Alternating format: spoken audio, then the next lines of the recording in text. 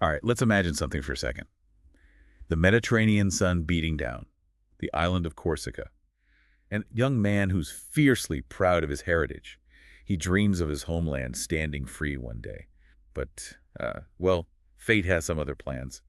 That young man is Napoleon Bonaparte, and in this deep dive, we're going to look at his transformation from Corsican patriot to French general. It's a journey full of revolution, exile, and, the forging of a military genius, someone who reshaped the map of Europe. Exactly, and we're really lucky to have some fantastic sources for this. We'll be drawing from the insights of historians Tom Holland and Dominic Sandbrook from their podcast, The Rest is History. They do such a good job of giving us a view of Napoleon's early years and the forces that shaped his destiny. What's really interesting to me is how his ambition intersects with the French Revolution. Yeah, it's almost like individual drive, butting up against these massive historical currents. Exactly. So let's start at the beginning, Corsica. Okay. What do the sources tell us about young Napoleon? Well, they paint a really vivid picture of this young man, deeply passionate about his island's independence. He even wrote some fiery novels about Corsicans battling the French. Wow, so he was a novelist as well. It seems so, yeah. Which highlights that early patriotism, but it might also foreshadow his love for dramatic narratives. We have to remember this is a time of massive upheaval.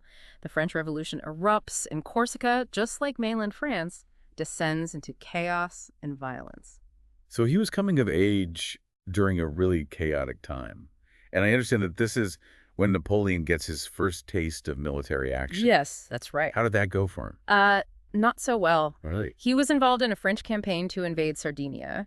It ended in a humiliating defeat for the French. He was actually forced to spike his own cannons and retreat. Wow, talk about a setback. Yes, imagine that sting of that early failure. It's so different from the triumphant victories that would later come to define his career. And this setback, combined with the escalating violence and political turmoil in Corsica, well, it forced Napoleon and his family to flee their home. So they were exiled. Yeah.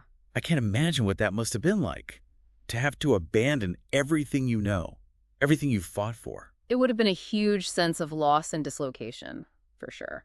Do you think this experience fueled his ambition? Maybe even a desire to prove himself? Possibly.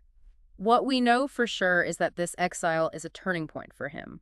He saw an opportunity in the French revolutionary ideology. So he embraces the revolution. Yes, he embraces it, not necessarily out of deep conviction, but as a way to advance his ambitions. So it was a pragmatic decision. It seems so. Okay, so he arrives in mainland France, a nation at war, both internally and against foreign powers.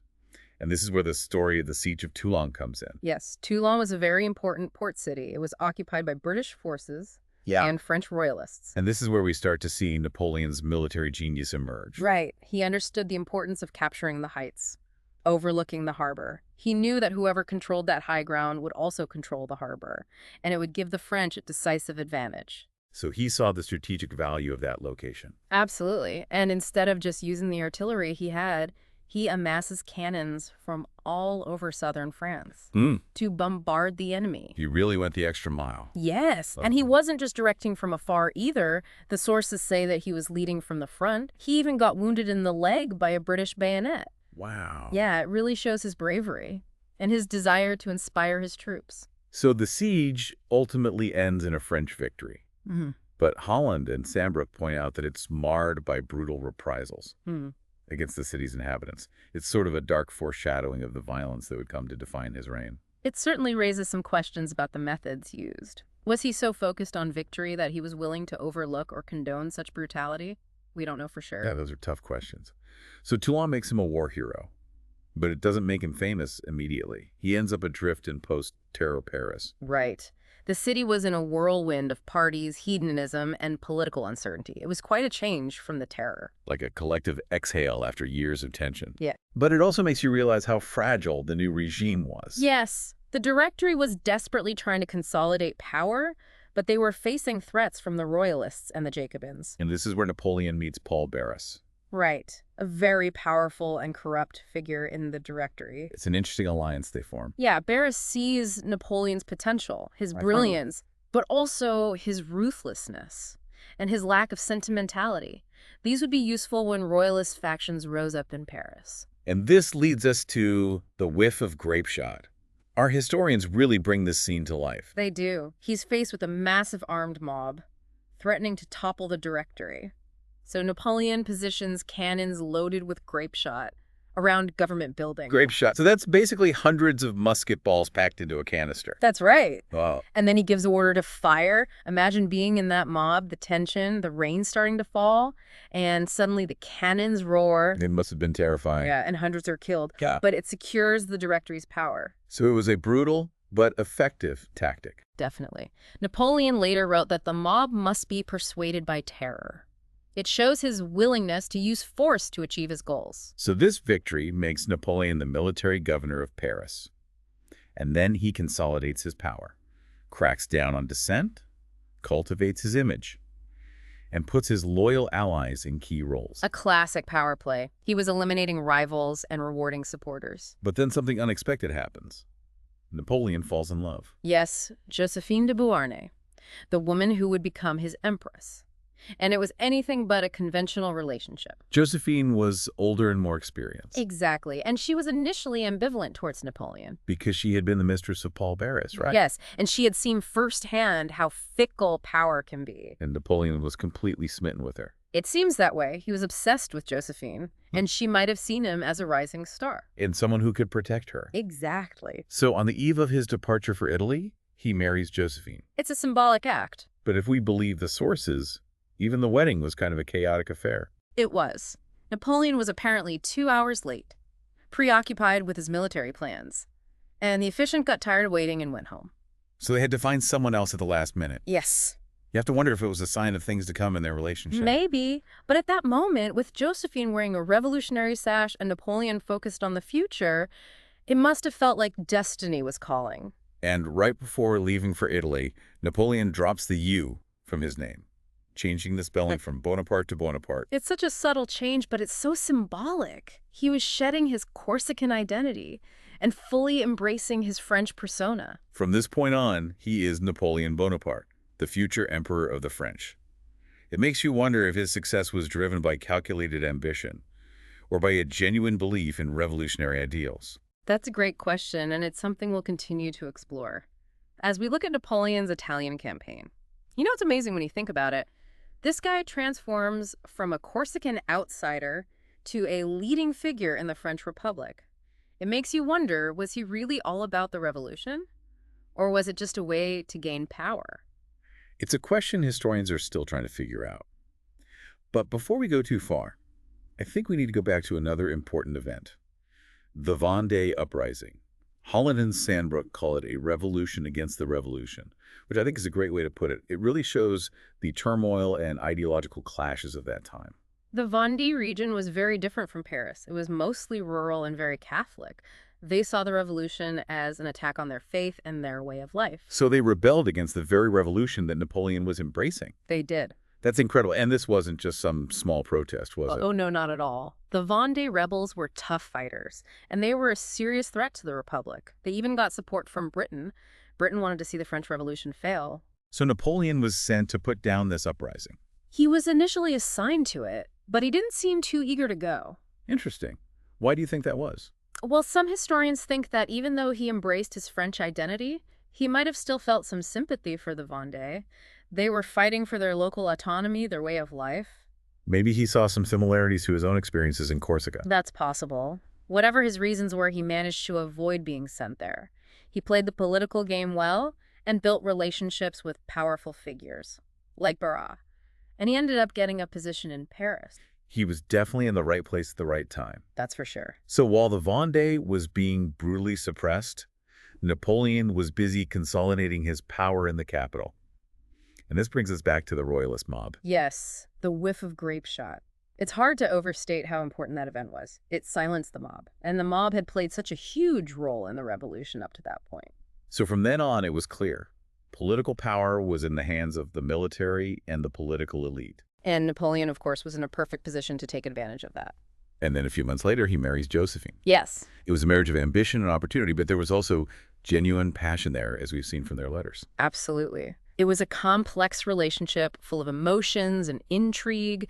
Remember, Josephine was hesitant at first. She was older, wealthier, and more experienced in the world of revolutionary politics. And Napoleon, despite his military success, was still pretty young and inexperienced in Parisian society. True, but they were attracted to each other. He was captivated by her charm and sophistication, and she probably saw him as a rising star who could offer protection and advancement. And let's not forget those letters. Napoleon was head over heels. He was. He wrote to her all the time, pouring out his heart, his longing and desire. But it wasn't all perfect, was it? Josephine wasn't always faithful. Sadly, no. And that became a source of tension and heartbreak for Napoleon throughout their marriage.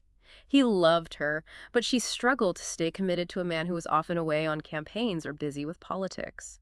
It's a good reminder that even powerful people experience the complexities of love and relationships. Definitely. But in the middle of all this personal drama, Napoleon stayed focused on his military goals. He saw conquering Italy as his path to glory. And he was very thorough in his planning. Oh, yes. He studied maps and books, learning everything he could about the Italian landscape and military history. He didn't want to leave anything to chance. He really believed in preparation. He did. He wanted to understand the terrain and his enemy. This strategic thinking would become one of the keys to his success. He was more than just a great tactician. He understood the importance of perception, of creating a heroic image for himself and his cause. He was a master of controlling the narrative, of shaping public opinion. His reports from Italy were full of stories about his bravery and his commitment to the revolution. And it worked. Back in France, he became a national hero. Exactly. He embodied the revolutionary spirit. And his victories in Italy shocked Europe. He was better than the Austrians. He outmaneuvered them in battle after battle. People started comparing him to Alexander the Great. It's incredible how quickly he became one of the most powerful people in Europe. But he was still dealing with Josephine. Yes, their marriage was turbulent, full of passion and betrayal. His letters from Italy show a man torn between love and insecurity. Right. He clearly adored her, but he was worried about her fidelity. It shows that even this conquering hero had vulnerabilities. And Josephine was known for being flirtatious, and she enjoyed the attention of other men. It was a difficult situation, but it shows the human side of this larger-than-life figure. Even Napoleon wasn't immune to the anxieties of love and relationships. They both had to deal with very human emotions. But despite all of this, his Italian campaign was a huge success. He came back to France a hero, his reputation was amazing, and his ambitions were even bigger. And this victory, along with his political skills, set the stage for his next big adventure, the Egyptian campaign. That's another story for another time. It is. It's pretty amazing when you think about how far Napoleon came in just a few years.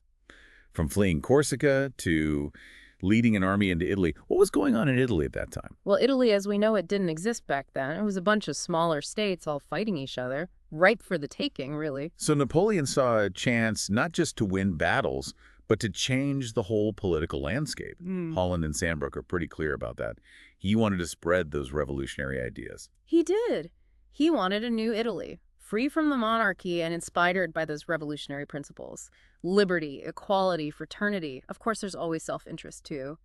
This was a great opportunity for him to gain more glory and power. It's that mix of ambition and ideals that makes Napoleon so interesting. He was a brilliant military strategist, no doubt.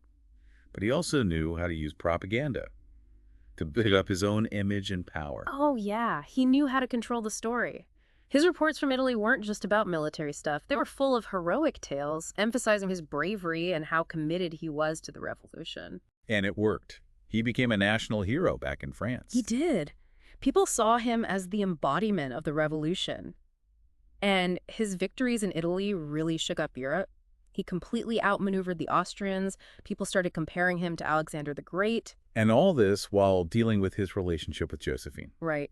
Their marriage was really up and down, full of passion and betrayal. His letters from the front show a guy torn between love and insecurity. He did love her, but he was constantly worried about her being faithful. Even this great conqueror had his weaknesses. And Josephine was known for flirting and enjoying the attention of other men. It wasn't easy for either of them. It's interesting, though, because it shows us the human side of this larger-than-life figure. Even Napoleon had to deal with these complicated emotions. Yeah, it's a good reminder that we're all human. But despite all this personal drama, the Italian campaign was a huge success. He returned to France a conquering hero, and his ambitions only grew. It was a turning point for him. This victory and his political skills really set the stage for his next big move, the Egyptian campaign. Maybe we can do a deep dive into that another That's time. not being interesting. So as we wrap up this look at Napoleon's transformation, what's the biggest takeaway for you?